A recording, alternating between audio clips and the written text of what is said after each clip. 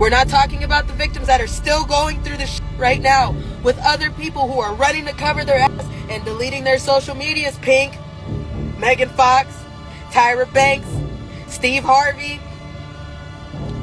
Why you running?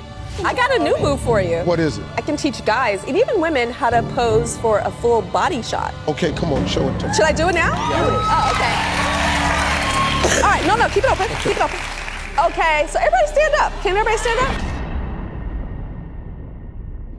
Just when you think Hollywood can't get any messier, you're hit with new creepy bombshell revelations that change everything you thought you knew about it. I mean, who would have thought Tyra Banks would get exposed as being a pimp for industry elites like Steve Harvey? Chile. This 2024 steamroll looks like it's gonna touch everybody, even your faves. Tyra Banks recently got exposed for being one of the suppliers of women and children for those insane Diddy parties where they get S.A.ed and traumatized for life. Allegedly, Tyra used her show and position as host of America's Next Top Model to get access to women that she would then pimp off to men who need them for their freak-offs. And get this, apparently, Tyra has a special contract with Steve Harvey where he gets to select the best of the women she has in her catalog before she offers them to anyone else. It's wild and insane to think about, so we need to break this down real quick.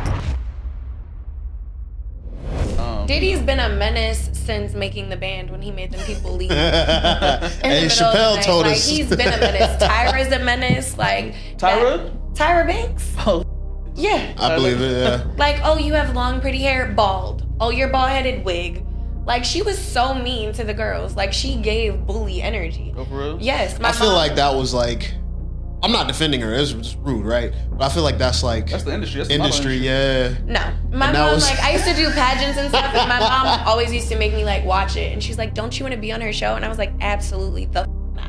So, Tyra Banks recently started going viral after a Diddy whistleblower named Allison Carter named her and Steve Harvey, along with many other celebrities, who were allegedly selling kids to Diddy for his wild freak-off parties. Okay, we know every Tom and Harry has had something to say about Diddy and his so-called freak-offs, and now it's not even clear what is true or what isn't any longer. However, Allie Carter has been calling out Diddy and his associates for years now. I'm talking way before the lawsuits, before the federal raid, before the 1,000 bottles of baby oil, before all that. Allie has revealed that she is also a victim of Diddy's FOs, and she blamed Child Protection Services for being in bed with these celebrities. According to her, one of the main ways Diddy and his people get access to children is through Child Protection Services. Her main concern has always been the horrific things kids are made to do at the parties. But I was a kid. And all of this situation, everything that we're talking about, everything that I've been talking about, I was under the age of 18. Let's start there. Okay? I was sold a lot in foster care. A lot of stuff happened in my life with the family I was with. CPS reports go back to 3 months old. I remember 4 years old, and everything took off from there.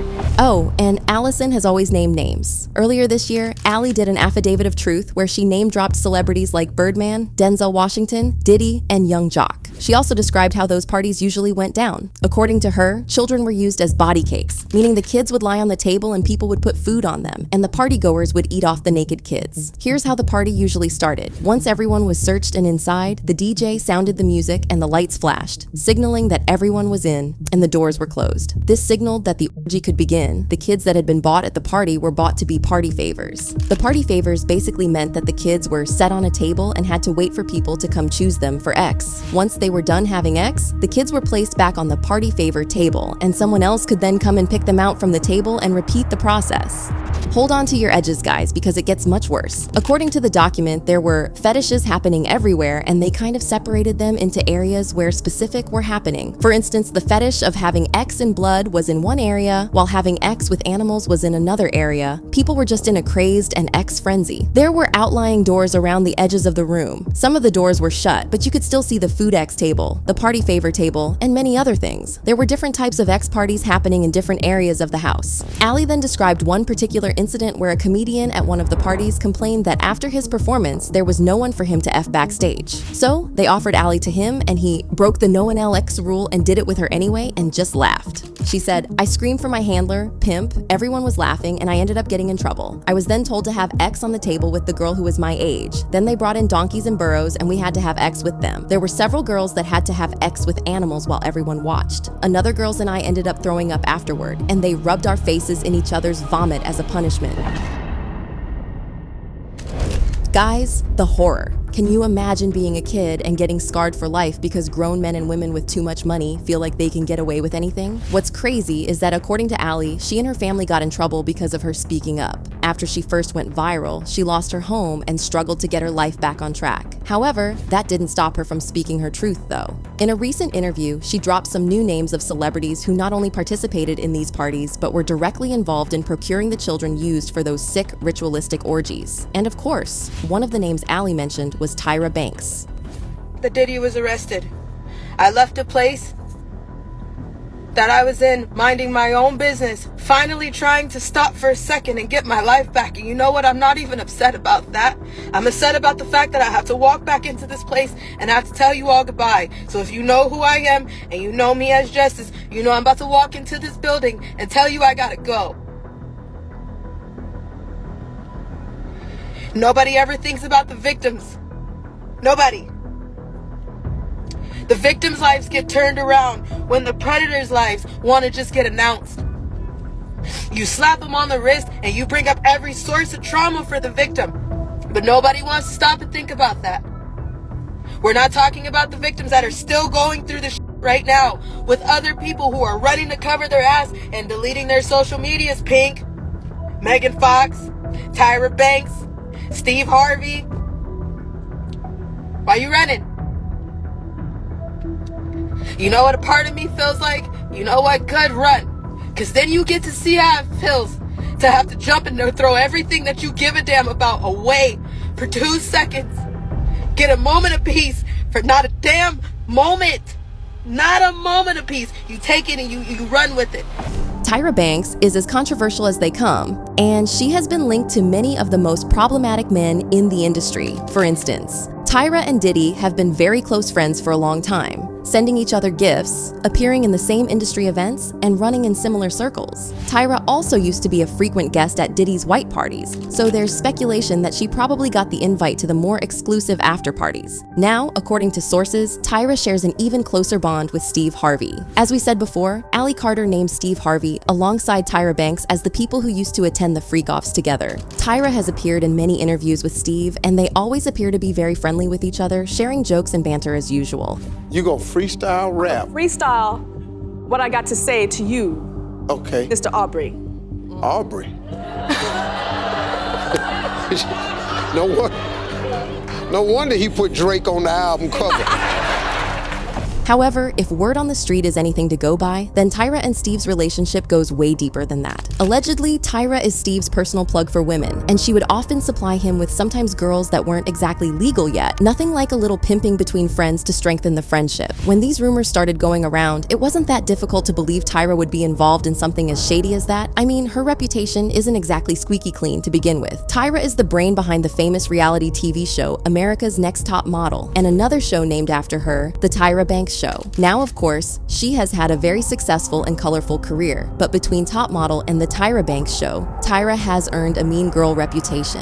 Former contestants on Top Model have opened up about how horribly Tyra treated them and the types of weird things she allowed to pass on the show in the name of being controversial. Things like body shaming, homophobia, sexism, and even racism. The irony is that Tyra said she created this show to be different and challenge industry norms. The modeling industry can be very toxic and unwelcoming of change. So, at the time, Tyra seemed like a revolutionary. However, some of the clips from the show started going viral recently, and Tyra faced serious backlash for just how unhinged some of the things she allowed to go in the show were. For example, there's this one clip that has been going around where Tyra is asking a gay contestant to be like less gay or something. Out, like I'm gay, and I'm really proud of it. I think there's a certain thing of being proud. Like I'm black and proud, you know what I mean? But I'm not like walking on the red carpet. I'm black. Yeah, I'm proud. You know what I'm saying? This clip is actually funny because Tyra received a GLAAD award for LGBTQ representation and inclusion in 2009. Another time, Tyra faced backlash for arranging photo shoots where girls' skins were darkened on purpose so they could portray different races than their own. When she was later asked about it in a 2009 interview, she said, "I'm sorry to anybody that watched Top Model and was offended by the pictures because they didn't understand the real story behind them, or even if you did see the whole episode and were still offended, I truly apologize apologize because that is not my intention. My intention is to spread beauty and break down barriers. Tyra was always going on about how she wanted to break barriers and all that, but that still didn't excuse some of the things she did on set. For instance, in cycle 4, one contestant, Kenya, complained about being touched inappropriately by a male model. And what did Tyra do? She brushed it off and blamed the contestant for not controlling the situation. This same contestant, Kenya, was also constantly fat-shamed and encouraged to diet so she wouldn't gain too much weight. In photo shoots, Kenya was forced to dress as the deadly sin of gluttony or wear an elephant costume while the show played some weird sound effects and zoomed in on her stomach. Then, there was another instance in cycle 7 where a contestant complained about the male model she was paired with being racist toward her and Tyra, and the judging panel responded that it was her job to kiss him and find a way to work with him regardless of whatever he did. Oh God! We have to practice. No, in this moment I only don't practice, okay? Well, what if we don't get to practice anymore? No sé. So propos? No. So do you want me to be like that? No, I don't like it. We're almost done here. You what? Do you understand? No. You think, oh my God. Okay. I say, I don't like it. Good. Jada's partner, Nacho, tells Jada that he doesn't even like black girls. She's like, are you serious? No one should be treated like that. I would hate if I had that guy. Like a rabbit? He doesn't want to help me. I'm worried about tomorrow's shoot because I have to make out with this guy who's an idiot and a jerk. And he says he doesn't like black girls. I cannot do this. Oh my God. Actions speak louder than words. So if you look defeated, it reads as defeat. Okay. Intik un traja. Jada, can I tell you something? First of all, you can't cry because we don't have time to fix your makeup. Sorry. What's the problem?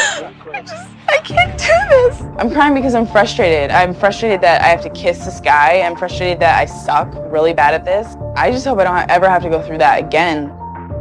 It was like watching a car crash. Oh, God. That was a big old open sore. That was appalling. I mean, it's... You obviously cannot act.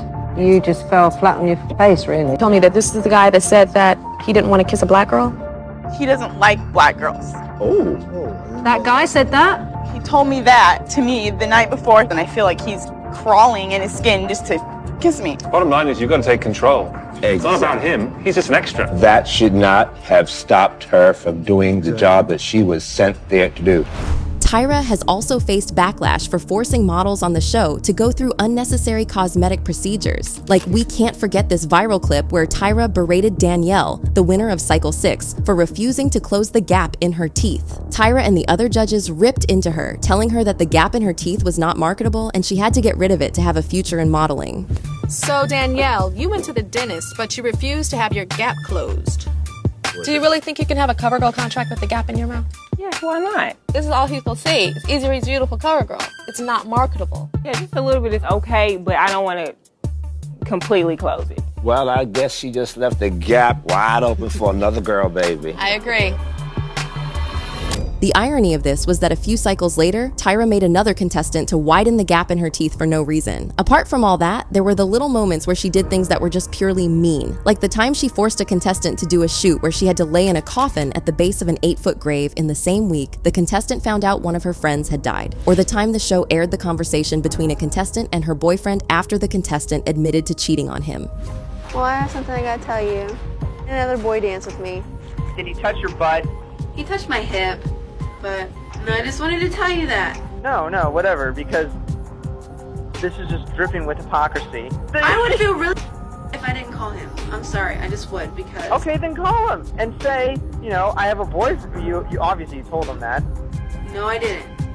And don't even get me started on the endless roles of contestants crying on film. Like, sure, Top Model aired at a time when certain things could fly without the risk of getting canceled, and the viewers had different tastes back then. But some of the things Tyra did were just purely out of spite and completely unnecessary. With that kind of mean streak, fans weren't surprised when rumors started floating around that she was responsible for pimping out some of the girls on the show to industry men looking for women to use as party favors. As for Steve Harvey, he has also been making the news rounds lately after fans started digging up old receipts showing how Steve does Diddy's dirty work for him without question. There were even rumors that Steve pimped his daughter Lori out to Diddy after his ex-wife Kim Porter passed away. At the time, Diddy was pushing 50 and Lori was like half his age. With Diddy's history, Steve should have known better than to allow Diddy to have access to her. Now get this, allegedly, Lori and Diddy's relationship was a way for Steve to pay back Diddy some of the debt he owned. But that's not all. Allegedly, Lori also had to do whatever Diddy wanted her to do, including engaging in FOs. Folks pointed out that Lori was spotted wearing white nail polish around Diddy. If you recall, in Cassie's lawsuit, she claimed that Diddy would make her wear white nail polish and lingerie to contrast with the skin of the BBCs Diddy used to employ for the freak-offs. So yeah, the whole thing with Lori set off major red flags. And the more people look into Steve, the more they uncover shady links between him and Diddy. As for Tyra, the plot keeps getting thicker and people keep digging up more receipts, showing how she has many skeletons in her closet. But do you guys think Tyra Banks is really out here selling women off to industry men? And do you think we're about to see Tyra get exposed with Steve Harvey? Comment down below and don't forget to check out this next video.